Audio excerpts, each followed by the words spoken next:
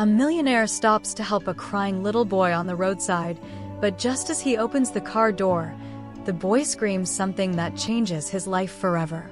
What happened next will leave you speechless. Before starting the story, make sure to subscribe the channel so that you don't miss any update in future. Don't get in the car.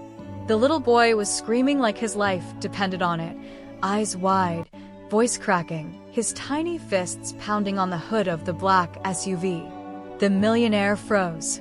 This was supposed to be a routine drive, just a shortcut through a quiet neighborhood. He'd only stopped because he saw a crying kid on the sidewalk. Now that same kid was yelling like the man behind the wheel was a monster. Please, don't. And then, the boy looked straight at him and whispered, "He's not who you think he is." The millionaire blinked. What did that kid just say? He turned to the man in the driver's seat, the one who had pulled over to help. The guy looked normal, mid-40s, clean cut, calm, almost too calm. "Everything all right?" the man asked, tilting his head with a practiced smile. But the boy wouldn't stop shaking. His eyes were locked on the driver like he was staring into the face of something evil. "I'm not getting in," the boy whispered, backing away. "You said his name is David, right?" "That's not his name." The millionaire's stomach dropped. "How do you know that?" he asked. And the boy said something that made the hair on his neck stand straight up. "Because I've seen him before. On the news, when they were looking for him." The air turned heavy. The millionaire stepped back from the car, eyes flicking between the boy and the man in the driver's seat. The man laughed nervously. "Look, kid, I think you're confused." But the boy didn't blink. He was still staring, still trembling. "I'm not confused," he said quietly. "You told my friend the same thing. You told him your name was David too." The driver's smile faded. And, just like that, the mood changed. The millionaire felt it. That invisible shift. The kind of silence that feels wrong. Like a storm about to hit. "What's going on here?" he asked. "Who are you?" The driver exhaled slowly, gripping the steering wheel just a little tighter. "I told you," he said with a smile that no longer reached his eyes. "I'm David. I was just trying to help." The boy's voice cracked. "Then why does your van have no license plate?" The millionaire's eyes darted to the back of the van. No license plate. He hadn't noticed it before, but now that the boy had said it, it was impossible to ignore. Just a blank, dark space where numbers should have been. He took a step back. So did the boy. But the man in the driver's seat? He didn't flinch. "I just bought it," he said quickly. "Haven't had time to register it yet." It was too clean. Too fast. Like a line he'd rehearsed before. Then the boy said something that didn't make sense, but felt completely real. "He follows kids. He waits. And then he lies." The millionaire's pulse kicked. "What are you talking about?" The boy's eyes filled with tears, but his voice never shook. "My friend got in a van like this 2 weeks ago. He never came back." The millionaire felt his throat tighten. Something was wrong. Very wrong. The driver was still smiling. But now it felt like a mask. The boy tugged on the millionaire's sleeve. "Please," he whispered. "We have to go. Now." But the millionaire hesitated. His brain was racing. He didn't know who to believe. The driver opened his door slowly and stepped out. "No one's going anywhere," he said, still smiling. But that fake calm? It was cracking. "I just wanted to help. That's all." His tone was soft, but his eyes were cold. And then the boy did something that flipped the whole moment upside down. He pulled out a crumpled flyer from his pocket. A missing person poster. A boy, smiling, same age, same hoodie. The caption underneath? "Last seen entering a black SUV with no license plate." The millionaire's blood ran cold. The flyer shook in the millionaire's hand. Same hoodie, same eyes, same fear. The boy next to him? Barely breathing. His fists clenched like he was bracing for something terrible. And the man, the one who called himself David? He was still standing by the car. Still watching. That smile? Gone. In its place, something darker. Something dead. You know, the man said, voice low, it's dangerous for kids to talk to strangers. The boy flinched. The millionaire stepped in front of him. Back off, he snapped, or I'm calling the cops. But David didn't move, didn't blink, didn't even pretend anymore. I was just offering a ride, he said. But maybe I picked the wrong kid. His eyes shifted, not to the boy, to the millionaire. You've got a nice car. Probably got money. People like you don't get missed right away, do they? The millionaire's jaw clenched. This wasn't random. This wasn't about offering rides. This man had been watching him. All this time, he thought the boy was in danger. But now, he realized. So was he. He slid his hand into his jacket pocket, fingers wrapping around his phone. But when he glanced down, no signal. Of course, the parking lot was empty.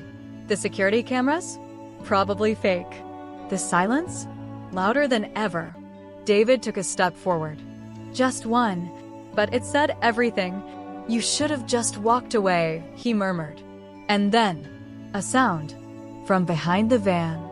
A click. Like a door unlocking. The boy's grip tightened around the millionaire's arm. His voice was sharp now, no more whispers.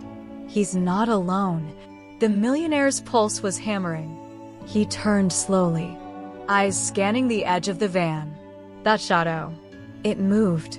Another figure. Bigger. Bulkier. Wearing gloves. And in his hand? A crowbar. The boy took a step back, yanking the millionaire with him. We have to run, he hissed. But where? The exit gate? Locked. The street? Deserted. His car keys? Still in the ignition. And David? Now he was grinning again, like this was some kind of game. I gave you a chance, he said, voice slick with something rotten. You should have minded your own business. Suddenly, the boy let go. He bolted, straight toward the second man. HY, the millionaire yelled. What was he doing? Running into danger. But then, as the boy sprinted past the van, he turned his head slightly and shouted, I'll distract him. You get the car. Go. The boy darted right in front of the bulky man, eyes blazing with defiance. Over here, he shouted, voice cracking but fierce. The man snarled and lunged forward, swinging the crowbar wildly. But the boy was quick. Ducking, weaving, slipping just out of reach. Meanwhile, the millionaire's hands trembled as he fumbled for the car keys. His mind raced. Should he risk starting the car? Or try to help the boy? Time felt frozen. Then, a sudden crash behind him. The van's back door slammed open. From the shadows, another figure emerged, taller, silent, and moving with terrifying purpose. The millionaire locked eyes with the new threat. There was no turning back. The figure stepped out from the shadows, tall, silent, and unmistakably cold. No words, just eyes that cut through the night like knives. The millionaire froze. Who was this new threat? An accomplice? Or something even worse? David's grin faded, replaced by a flicker of unease. The boy, still dodging the crowbar, glanced over his shoulder. His breath hitched, because the silent figure was heading straight for them. And just as the millionaire's fingers brushed the ignition, the tall man reached out. The tall man's hand brushed the car door, a silent threat hanging in the air. The millionaire's heart hammered. Every second stretched into an eternity. The boy stopped running, turning sharply. His eyes locked with the tall man's. No fear, only determination. Stay behind me, the boy commanded, voice steady despite the chaos. David's sneer twisted in confusion. He hadn't expected the kid to stand so tall. The millionaire finally found his voice. I'm not just some target, he said, voice firm. And I'm not leaving without him. The tall man's gaze flickered. Hesitation, maybe. Or calculation. The air thickened with uncertainty. Who would make the first move? The tall man's eyes narrowed, calculating the odds. Then, without warning, he stepped back. A slow, deliberate retreat. Not yet, he muttered, almost to himself. David cursed under his breath. glaring at the boy and Millionaire. But the moment's broken. The boy's chest heaved, adrenaline rushing through his veins. "This isn't over," he warned. The Millionaire's fingers finally found the ignition. The engine roared to life, a thunderclap in the still night. But as they sped away, the boy glanced back once more. Eyes sharp, mind racing, because now he knew the real hunt was just beginning. The car sped down the empty street, headlights cutting through the thick fog. Inside, silence settled, heavy, tense. The Millionaire's hands trembled on the wheel. He stole a glance at the boy, who stared out the window, lost in thought. "Why did they want you?" the Millionaire finally asked, voice barely above a whisper. The boy's jaw tightened. "Because I know something they don't want anyone to find out." His eyes locked with the Millionaire's, fierce and warning. Sometimes, being in the wrong place at the right time is worse than the other way around. The Millionaire swallowed hard. He realized this wasn't just a random attack. This was a warning. And the truth? It was darker than either of them could imagine. The boy's voice dropped, heavy with memories he didn't want to relive. It all started with a phone call, a name I never thought I'd hear again. His eyes darkened, haunted. That call changed everything. Suddenly, I wasn't just a kid on the street. I was a target. The Millionaire's grip tightened on the steering wheel, pulse quickening. "Who was it?" he asked, voice tense. The boy hesitated, then whispered. "Someone powerful. Someone who wanted to keep a secret buried forever." Outside, the city lights blurred past, but inside the car, the weight of that secret pressed harder than ever. The boy's eyes met the Millionaire's, fierce and raw. "I ran because I had no choice. But now I'm ready." He took a deep breath, steadying himself. "This isn't just about survival anymore. It's about fighting back." The Millionaire nodded, a newfound fire sparking inside him. Together, they weren't just running from danger. They were chasing the truth. And whatever it took, they would face it head-on.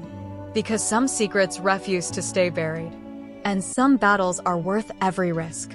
Sometimes, life throws us into battles we never asked for, but courage isn't about never being scared. It's about standing up when the world wants you to run. The truth might be dangerous, but hiding from it only gives fear more power. The real victory? Fighting for what's right even when the odds are stacked against you.